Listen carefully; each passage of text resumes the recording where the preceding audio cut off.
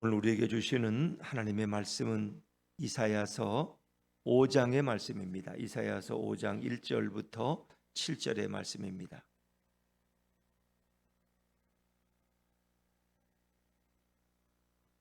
구약성경 972쪽입니다. 이사야서 5장 1절부터 7절의 말씀입니다. 나는 내가 사랑하는 자를 위하여 노래하되 내가 사랑하는 자의 포도원을 노래하리라. 내가 사랑하는 자에게 포도원이 있으며 심히 기름진 사내로다. 땅을 파서 돌을 제하고 극상뿐 포도나무를 심었도다. 그 중에 망대를 세웠고 또 그 안에 술틀을 팠도다. 좋은 포도 맺기를 바랐더니 들포도를 맺었도다. 예루살렘 주민과 유다 사람들아, 구하노니 이제 나와 내 포도원 사이에서 사리를 판단하라. 내가 내 포도원을 위하여 행한 것 외에 무엇을 더할 것이 있으랴. 내가 좋은 포도 맺기를 기다렸거늘 들포도를 맺음은 어찌 됨인고.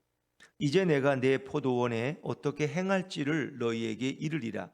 내가 그 울타리를 걷어 먹힘을 당하게 하며 그 담을 헐어 짓밟히게 할 것이요, 내가 그것을 황폐하게 하리니 다시는 가지를 자름이나 북을 돋우지 못하여 찔레와 가시가 날 것이며, 내가 또 구름에게 명하여 그 위에 비를 내리지 못하게 하리라 하셨으니.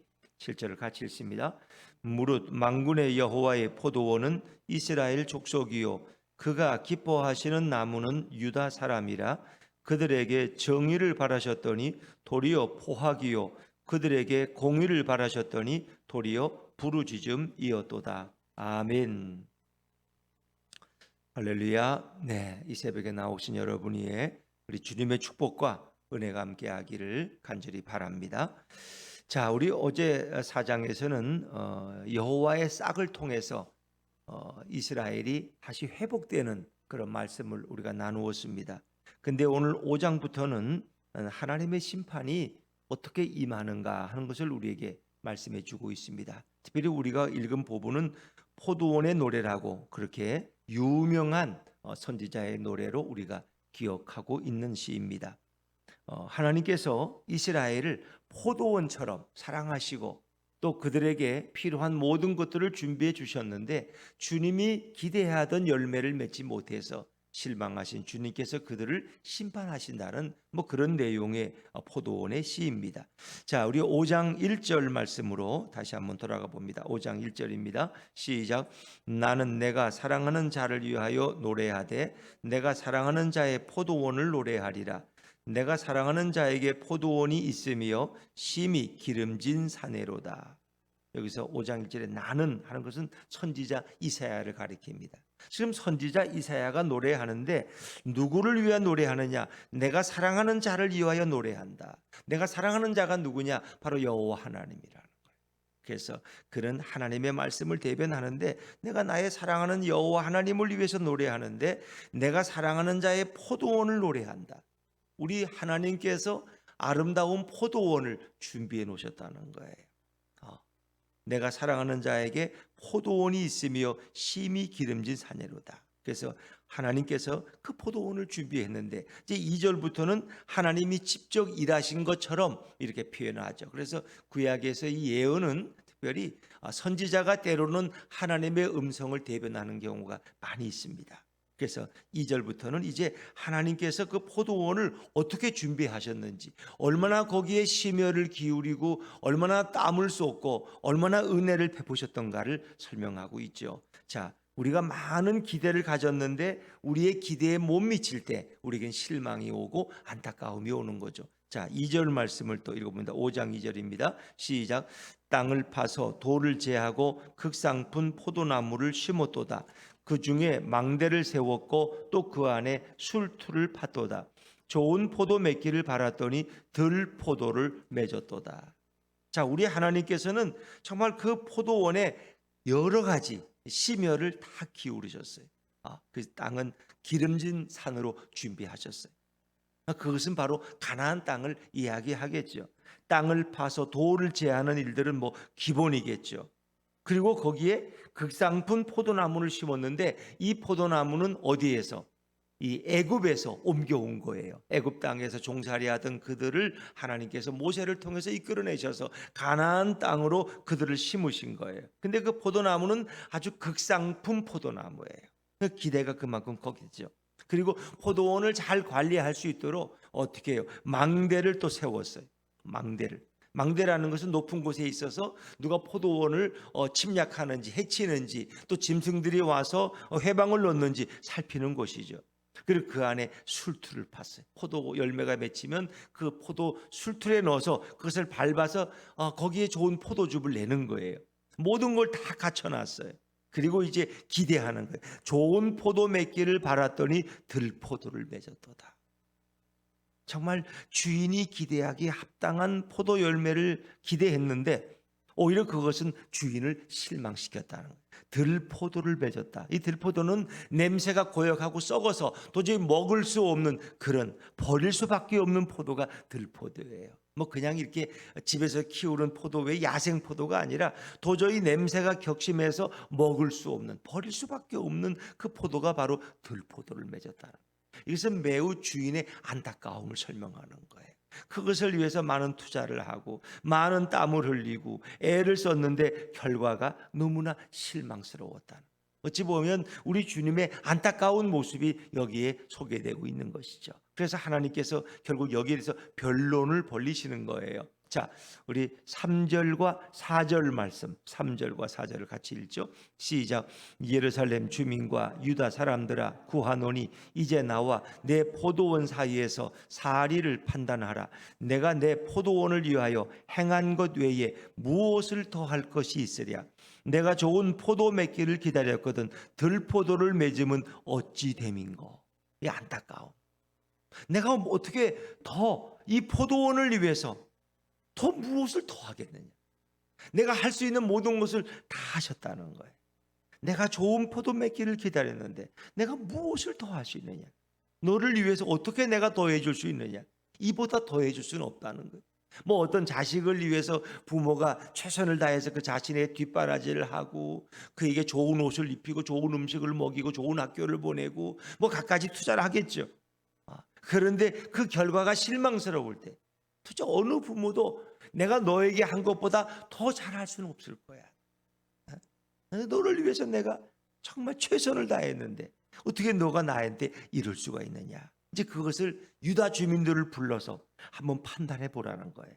예루살렘 주민과 유다 사람들아, 이제 내 포도원 사이에서 누가 옳은지 누가 잘못했는지 한번 변론해 보자. 뭐 그런 얘기예요. 원래 이것은 이제 변론, 법정에서의 변론의 얘기로 시작되지 않습니까? 한번 해보자. 도대체가 내가 뭘 더 어떻게 하겠느냐. 그래서 결국은 뭐예요? 하나님의 심판은 이 모든 것을 다시 다 걷어가시겠다는 거예요. 자, 5절 말씀으로, 이사야서 5장 5절 말씀으로, 5절입니다. 시작. 이제 내가 내 포도원에 어떻게 행할지를 너희에게 이르리라. 내가 그 울타리를 걷어 먹힘을 당하게 하며 그 담을 헐어 짓밟히게 할 것이요. 자, 울타리를 걷는다는 건 뭐예요? 경계선을 없애는 거예요. 포도원의 울타리를 없애요. 어떤 경우는 철사 울타리야 또 담을 세우고 이중으로도 세운다는 거예요.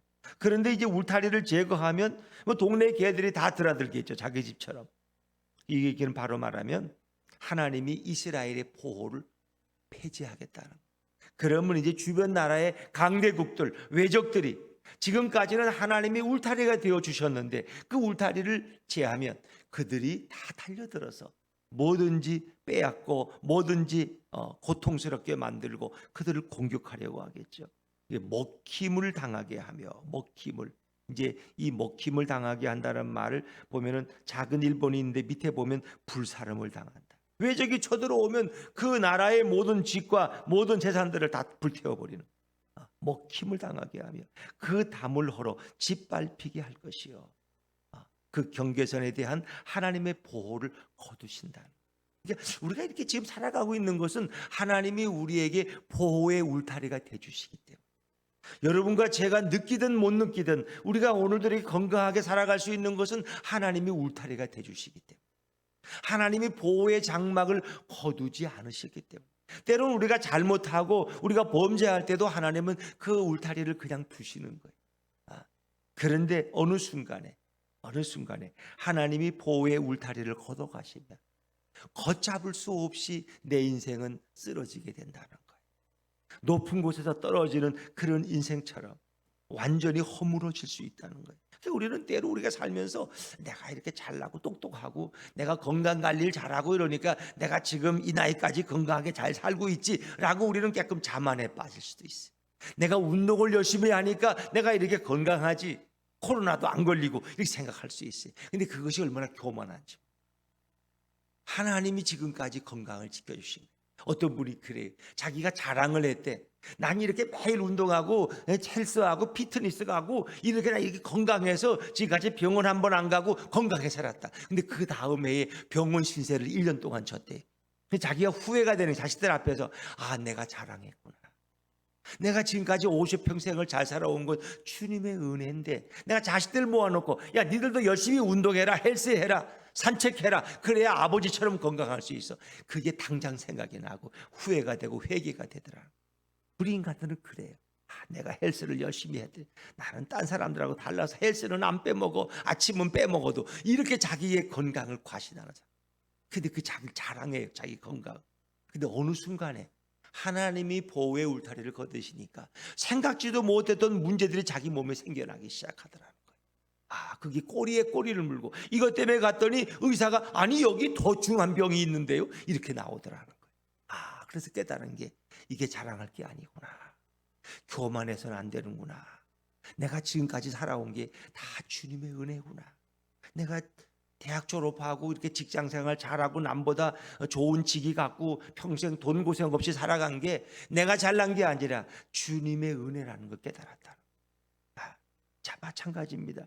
오늘 이스라엘이 다윗 시대에 또 솔로몬 시대에 엄청난 부를 자랑하고 국방력을 자랑하면서 그렇게 살아왔는데 하나님의 울타리를 걷으시면 그 모든 건 하루아침에 불사름 당하고 다 외적의 발굽에 짓밟혀서 남아남지 않다는 거예요. 자, 그러면서 하나님은 또 한 가지를 여기 추가하시는데 이제 내가 이 포도원을 더 이상 돌보지 않겠다는 거예요. 자, 6절 말씀, 6절 같이 읽어볼까요? 시작. 내가 그것을 황폐하게 하리니 다시는 가지를 자름이나 북을 돋우지 못하여 내가 또 구름에게 명하여 그 위에 비를 내리지 못하게 하리라 하셨으니 아멘. 내가 그것을 황폐하게 할 것이다. 이 포도원을 황폐하게 만드시겠다. 다시는 가지를 자름이나 북을 돋우지 못하여. 여러분, 이 가지치기 안 하면은 이 농사는 엉망이 된다는 거 아세요? 여러분, 가지치기 안 하고, 그러니까 뭐 복숭아고 뭐 사과나무고 이렇게 또 포도나무고 매년 이렇게 열매를 맺지만 그 그냥 맺어지는 거 아니잖아요. 그 매년 순이 날 때마다 순을 따줘야 되고 가지치기를 해서 그것을 기력을 집중을 해야 좋은 열매를 맺는 거예요. 특히 이 배롱나무라는 게 있는데 우리 아파트에도 있는데 이 배롱나무가 첫 해에는 정말 꽃이 아름다워서 야 너무 멋있다. 나도 저런 나무 좀 심어봤으면 이런 생각을 가졌어요. 근데 요즘에 보면은 작년에는 아예 배롱나무가 꽃을 안 폈어. 그리고 올해는 폈는데 조금 이렇게 폈더라. 저 뒤에는 내가 못 가봐서 이제 이사를 해서 몰랐는데 그게 배롱나무는요 한번 꽃이 핀 가지는 절대 안 펴요. 그다음에 그 가지를 잘라줘야 돼. 그래서 새순이 나와서 그것이 또 꽃이 피는 거야. 그러니까 처음에 아마 이 아파트에서는 그런 관리사가 없는 것 같아. 제가 지난번에 캄보디아 갈 때 이제 인천공항에 갔잖아요. 인천공항에 들어가면 A 터미널, 1 터미널, 2 터미널이 있어요. 굉장히 넓잖아요. 그래서 저는 이제 2 터미널 쪽으로 아시아나 쪽으로 가는데 그 배롱나무가 길가에 얼마나 아름답게 폈는지 그걸 보면서 야 여기는 전문적인 관리사가 조경사가 있구나. 그분은 이것만 하여튼 그 길거리에 다 배롱나무야. 저렇게 비싼 배롱나무로 도대체 갈고 있을까? 그 보고 너무 부럽더라고요. 그게 배롱나무가 이 꽃이 한 3개월 4개월 가거든요. 가장 오래 이 아름다운 꽃을 볼 수 있는 거예요. 근데 그것은 새 가지에서만 가지치기를 안 하면 꽃이 안 펴요. 이게 참 놀라운 사실이에요. 그러니까 묵은 가지라는 건 묵은 심령은 늘 새롭게 바꿔야 돼. 과거에도 난 이렇게 열심히 했고 이렇게 좋은 마음 이렇게 내 믿음이 좋은데 아니에요. 그거 새롭게 또 새로운 믿음으로 발전하지 않으면 우리는 옛날만 뒤돌아보는 거예요. 옛날. 뭐 목회자도 마찬가지. 내가 옛날에 이렇게 목회를 잘했는데, 내가 옛날에 설교를 잘했는데, 그 옛날 얘기야. 그거는 지금 내가 새로워지지 않으면 그건 과거의 꿈에 불과한 거야. 그러니까 이 가지치기, 특히 이렇게 방울토마토도 이렇게 순을 거두지 않으면 토마토가 이게 건실하게 안 자라더라고. 보니까 계속 순을 쳐줘야 돼. 너무 많이 나면 순을 쳐줘서 집중해서 좋은 열매를 맺도록. 이제 하나님이 그걸 안 하시겠다는. 또 북을 돋우지 못하여, 북이라는 건 김을 매주는 거예요. 김을 매주고 이 흙을 이렇게 덮어주는 거. 이제 그걸 안 하면 이게 엉망이 되는 거죠. 거기에 뭐가 나요? 찔레와 가시가 날 거예요. 옛날 성경에는 질려와 형극이야. 질려와 형극. 뭐 질겅이와 이제 이렇게 뭐 가시 같은 종류. 근데 이 찔레와 가시라는 건 죄와 관계된 거예요. 이것은 인간이 저주받았을 때 그 에덴 동산에 가시가 나고 찔레가 나기 시작했다. 그 죄로 인해서 온 결과예요. 내 인생에 찔레와 가시가 날 것이다. 그리고 하나님 뭐예요? 내가 구름에게 명하여 그 위에 비를 내리지 못하여. 그렇게 잘 오던 비도 안 내려. 결국 비를 주관하시는 누구야? 하나님이시다. 다 때를 따라 하나님이 적절하게 태양과 햇빛과 비를 주신 거야. 근데 그것을 하나님이 거두시는 순간 그 포도원은 하루아침에 엉망인 포도원이 되고, 실제 뭐 포도원도 사람이 돌보지 않으면 한 해만 지나면 완전히 이 잡초더미가 되고 사람이 들어가지 못하는 그런 곳이 됐죠. 그러면 그 나무의 열매도 안 맺는다는 거예요. 그러니까 하나님의 손길이 있었기 때문에 내 인생이 오늘 여기까지 올 수 있었다는 거예요. 근데 하나님의 심판은 하나님의 보호의 손길을 거두시겠다. 그래서 이게 무서운 심판이에요. 근데 이 모든 것이 바로 죄로부터 온 것이고 하나님을 떠난 데서부터 오는 거예요. 하나님을 경외될 백성이 우상을 숭배하기 시작했어요. 그래서 하나님이 결국 그들을 버리시는 거예요. 이게 참 안타까운 거죠. 자, 우리 7절 말씀으로 넘어가 봅니다. 7절입니다. 시작. 무릇 만군의 여호와의 포도원은 이스라엘 족속이요 그가 기뻐하시는 나무는 유다 사람이라. 그들에게 정의를 바라셨더니 도리어 포악이요 그들에게 공의를 바라셨더니 도리어 부르짖음이었도다. 무릇 만군의 여호와의 포도원은 이스라엘 족속. 하나님의 포도원은 이스라엘 족속. 그가 기뻐하시는 나무는 유다 사람들, 이스라엘 백성들이. 하나님 그들을 얼마나 사랑하셨는지 몰라요. 그런데 그들이 우리 하나님께 실망스러운 결과를 가져왔다. 그것은 뭐다? 죄로부터 시작됐다는 거예요. 죄로부터.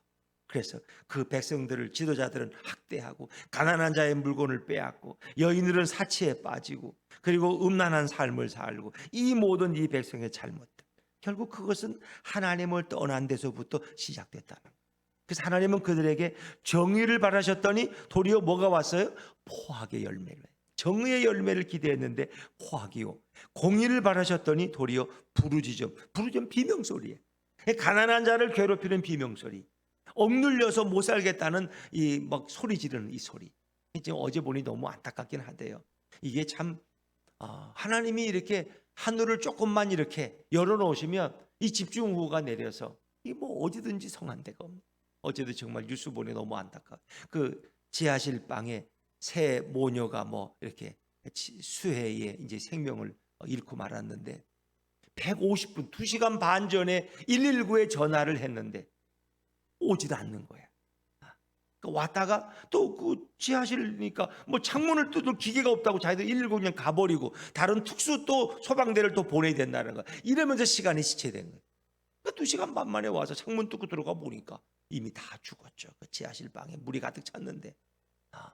이게 참 안타까워. 근데 그래서 왜 뭐가 잘못됐냐 보니까 여기저기 뭐 그 119 구조대를 부른 데가 뭐 15,000군데래. 그러니까 다 그냥 소방대마다 경찰서마다 다 가다 보니까 여기에 올 수가 없었다는 거예요. 이제 그러니까 아나운서의 멘트가 그래도 제일 급한데 생명이 뭐 오고 가는데 재산 피해 정도가 아니라 생명을 지금 위급한 데를 먼저 왔어야지. 근데 그걸 판단할 상황실이 없다는 거예요. 제일 위독한 데가 여기니까 다른 차들은 여기를 먼저 가라 이렇게 하죠. 아니면 경기도에 좀 한산한데 수해 피해가 없는 구조대를 불러서 그 집을 살펴야 되는데 그러지 못했다.